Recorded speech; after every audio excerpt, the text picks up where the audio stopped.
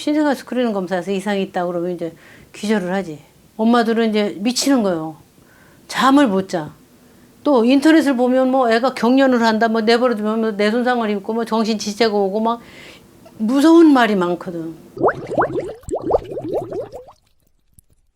원장님, 그 어머님들의 희망이 있다면은 그게 혹시 뭘까요? 엄마들의 꿈은 아기가 건강하게 잘 자라는 거. 아마 그게 가장 큰 꿈이 아닐까 생각해요. 원장님께서는 일반 진료 외에도 희귀난치성 질환 환우들도 케어를 하시는데 보호자들 분에게 꼭 해주고 싶은 말이 있으실까요? 희귀 난치, 희귀하고 치료가 잘 되지 않는 신생아 때 뭔가 조금 일찍 발견하자. 병이나 어떤 뭐 문제점이 있을 때 후유증이 와서 아기의 일생에 영향을 주지 않게 하는 이런 거가 이제 가장 큰 목적이죠. 원장님, 특수질환을 발견하기 전에 특수질환인 것을 몰랐다가 일반 진료를 받으러 왔는데 특수질환으로 검사가 된 환자분들도 계시나요? 그렇죠. 그런 분들 같은 경우는 어떤 검사를 하고 나서 특수질환을 받게 되나요? 평소에 전혀 이상이 없었는데 음식을 먹지 못하는 상황이 왔어. 아이가 의식이 없어지고 소변으로 혈액에 그 화학적 성분이 변하는 걸 보고 대사적으로 문제가 있구나 하는 걸 이렇게 발견하게 되고, 이제 스크리닝 검사는 이제 신생아 때 증세가 나타나기 전에 이제 대부분 하잖아요. 신생아 때는 무슨 증세가 없으니까. 그런데 뒤늦게 어른이 돼서도, 심지어는 회갑 때 단백질을 좀 많이 먹고 의식을 잃어버린 환갑잔치 때 이제 선천성 대사질환이 있다는 걸 평생 모르다가 뒤늦게 이제 알게 돼서 그 진단을 받은 분도 있어요. 그러니까 잔여 요소가 없는 사람일수록 이제 신생아 때 바로 증세가 나타나지만, 잔여 요소가 어느 정도 있는 분들은 이렇게 어른 돼서 나타나니까 설마 어른인데 무슨 대사질환 뭐 이런 생각을 안 하다가 뒤늦게 발견되는 경우도 생각보다 많이 있어요. 스크리닝 검사가 왜 얼마나 중요한지에 대해서 한번 설명 부탁드리겠습니다. 1962년에 신생아 스크리닝 검사 뭐 이런 이야기가 나왔지, 1962년 그 이전에는 그런 검사를 하는 데도 없었고, 이제 증세가 나타나서 병원을 찾아서 결국은 뒤늦게 대사질환이다 뭐 이런 거를 발견했거든요. 뒤늦게 발견되는 아이들을 보니까 뇌에 손상을 입히고 발달이 떨어지고 경기를 하고 뭐 이제 이런 뇌 장애를 많이 초래하니까, 아, 이거를 빨리 발견하자. 생겨난 것이 이제 선천성 대사질환 신생아 스크리닝 검사. 이제 이렇게 태어나기 시작했어요. 원장님께서 스크리닝 시작하셨던 그 개요에 대해서 한번 말씀 부탁드릴게요. 미국에 가서 이제 생화학 대사질환 뭐 이런 거를 이제 공부하고, 유전질환을 공부하고, 피 한 방울이면 한꺼번에 4, 50가지 대사질환을 2분 이내에 진단을 내릴 수 있다는 이런 검사를 직접 시작했어요. 그게 1999년이요. 그래서 이제 그런 검사를 해서 발견된 그 질환을 제일 먼저 2000년도에 중국 상하이 내가 초청돼서 거기 가서 처음 발표를 했어요. 사실은 이제 그 기계값이 그때 IMF 터져서 한국이 경제 위기 상태니까 그런 기계를 그때 당시 6억이라는 거는 나 같은 사람한테는 상당히 그게 부담스러운 그런 가격이었고, 근데 그 기계를 사지 않고는 내가 뭘 할 일이 없다는 거를 깨달았어요. 김숙자 소아과 다시 시작해서 열심히 환자 보면서 또 그런 검사를 시작하게 됐어요.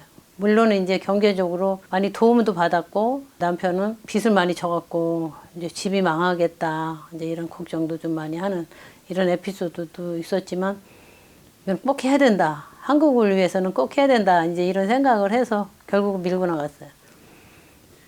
그 스크리닝 기계는 어떤 질병을 찾을 수 있는 기계예요? 그 내가 이제 처음 그 미국에서 배워온 거는 물질에 들어있는 그 성분을 무게로 측정을 하는 거예요. 피 속에 여러 가지 성분이 있을 텐데 그 성분마다 무게가 달라. 그래서 그 무게를 가지고 분석을 하는 거를 질량 분석, 텐덤 질량 분석기라고 그래요. 근데 왜 텐덤이라는 무슨 이야기인가 하면, 두 번 물질의 무게를 재는데 두 번을 잰다. 그 왜 두 번이나 재나, 한 번이 아니고, 그 이유는 한 번 재는 거는 지방산이나 유기산 뭐 이런 거를 이제 측정하고, 또 한 번 재는 거는 가스 를 갖다가 이제 집어넣어서 그 물질을 깨요. 그 조각을 또 재는 거를 두 번째 측정하는 거죠. 그래서 지금 현재 우리나라에서 그 신생아 스크리닝 검사를 이제 측정하는데 가장 기본이 되는 게 피 속에 들어있는 성분의 무게를 측정한다. 그래서 텐덤 질량 분석기로 광범위 신생아 스크리닝 검사를 이제 하게 된 거죠. 그래서 신생아 검사에는 여러 가지 종류가 있을 것 같은데 정확히 필요한 검사가 뭘까요? 가장 기본적인 이제 스크리닝은 아기가 이렇게 태어났는데 잘 우는가, 잘 먹는가, 잘 싸는가, 뭐 이런 것이 가장 중요한 스크리닝이요. 그리고 이제 갑상선, 부신 피질 호르몬 이런 거는 이제 내분비 쪽으로, 그다음에 이제 탄수화물 쪽으로는 갈락토스, 지방산 뭐 이런 것들은 피 한 방울로 한꺼번에 4, 50가지가 다 검사가 가능한 광범위 신생아 스크리닝. 그럼 그 검사는 꼭 해야 되는 거예요? 그건 꼭 해야지. 이거를 그러면 이런 병들이 희귀 질환이라 하는데 우리 아기가 그런데 걸릴 수 있겠어요? 이렇게 물을 수도 있어요. 한 가지씩은 되게 희귀하지만 그거를 다 묶으면 거의 1000명에 하나꼴로 그런 병을 가진 아이가 나온다. 그래서 미리 알면은 빨리 발견해서 정상인 아이처럼 키우는 것이 이제 가장 큰 목적이죠. 신생아 스크리닝이 국가 의무화가 된 걸로 알고 있는데 원장님께서는 어떻게 생각하시나요? 이게 신생아 스크리닝 검사가 이제 정부에서 그 무료로 이제 지원하게 된 거는 이제 몇 년 안 돼요. 한 3, 4년? 그 정도밖에 안 돼요. 그래서 모든 국민이 이 신생아 스크리닝 검사를 본인의 부담 없이 되게 검사가 가능하고 정부에서 국민의 그 복지를 위해서 추진을 하고 있어요. 그런데 이제 아직은 이제 문제가 많아요. 신생아 스크리닝 검사가 아직 무엇인지 잘 홍보가 안 된 상태예요. 뭔가 꼭 해야 되는 거는 엄마들이 다 알아요. 근데 그게 뭔지 신생아 스크리닝 검사에서 이상이 있다 그러면 이제 기절을 하지. 엄마들은 이제 미치는 거예요. 잠을 못 자. 또 인터넷을 보면 뭐 애가 경련을 한다, 뭐 내버려두면 뭐 뇌손상을 입고 뭐 정신지체가 오고 막 무서운 말이 많거든. 대사질환인지도 모르고 아이가 사망했다? 또 늦게 발견해서 완전히 아이가 뭐 바보가 됐다? 뭐 눈이 멀었다? 막 그런 무서운 말들이 인터넷에 떠도니까 엄마들은 거의 패닉이요. 아기를 데리고 어디로 가야 될까? 대학병원으로 전화하면 예약이 적어도 2주 이상 걸리고 또 금방 안 되고 또 이제 이런 거가 이제 정부에서 빨리 발견해서 뭔가 대책이 써야 되는데 그런 게 조금 아직은 좀 미흡한 상태다. 이런.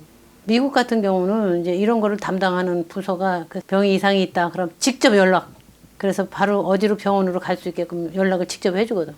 근데 우리나라에는 직접 연락해 주는 데는 없고 보호자들이 이상이 있다고 그러면 이제 보호자들이 찾아. 어디로 가야 될지. 인터넷 뒤져보고 대학병원 이런 데로 좀 많이 가시죠. 그래도 여기서도 치료할 수 있는 거 아닐까요? 그렇죠. 이런 아기가 이제 검사에 이상이 있다고 그러면 응급 상황이에요. 다른 일을 일단 제쳐주고 아기에 대해서 그 다음 날까지는 치료가 시작되는 이제 이런 방향으로 적극적으로 이제 참여하고 있죠. 원장님, 신생아 스크리닝이 진짜 그렇게 중요한 검사인데 조금 더 자세하게 설명 한번 부탁드려도 될까요? 일단은 신생아 스크리닝 검사는 이제 어떤 검사를 하는지 그 뭐 여러 가지 간단하지 않거든요. 그래서 그거는 이제 다음 시간에 자세히 다루도록 하고 지금은 신생아 스크리닝 검사는 진짜 중요하다. 적절한 시기에 해야 된다. 아기의 장래에 그 어떤 문제가 있는 거를 미리 발견해서 막아야 된다 하는 거가 이제 제일 중요한 목표고 더 중요한 거는 아기를 정상으로 튼튼하게 키우는데 필수적이다 하는 것을 강조하고 싶고요. 신생아 스크리닝 검사에 대해서 이제 뭐 궁금한 것이 있다면은 댓글로 달아주셔도 좋겠습니다.